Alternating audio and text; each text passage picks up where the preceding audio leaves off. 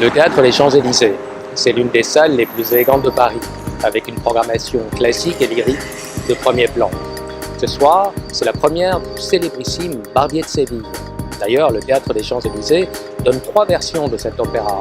Une première version avec une distribution confirmée, la même version avec de jeunes talents et une version pour les enfants.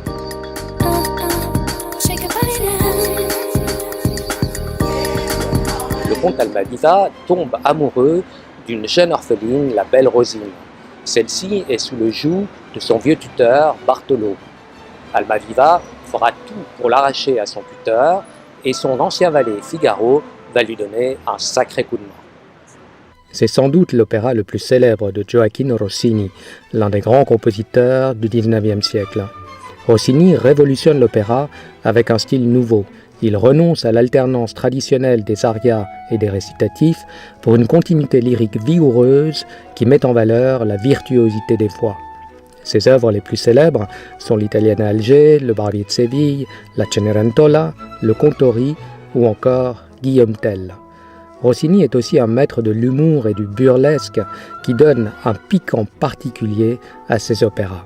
C'est une mise en scène surprenante qui nous est proposée ce soir par Laurent Pelli, qui fait ses débuts d'ailleurs au Théâtre des Champs-Élysées. Laurent Pelli affectionne les œuvres comiques et les univers oniriques. Il y déploie toute la fantaisie et la poésie de son style. Sa mythique production de Platée de Rameau à l'Opéra Garnier est ainsi restée dans toutes les mémoires. De ce Barbier, il fait un show digne d'une comédie musicale de Broadway, avec des compositions très stylisées et un jeu d'acteurs hilarant.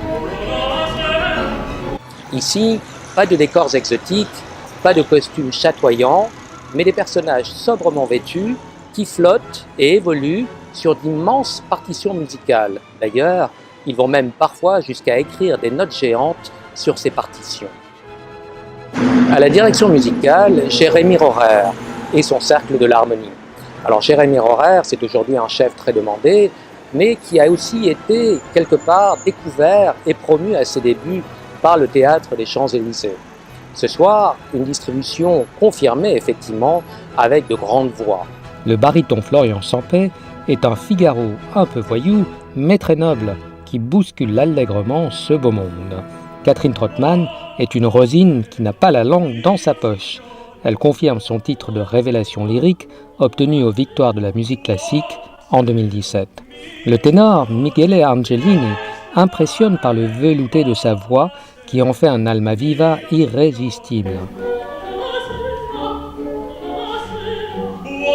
Mention spéciale enfin pour le baryton basse Robert Glado, en maître de musique ringard aux cheveux gras que l'on soudoie sans difficulté. Il est à mourir de rire. Une musique délicieuse, toute la verve comique de Rossini, une mise en scène qui swing et des interprètes formidables.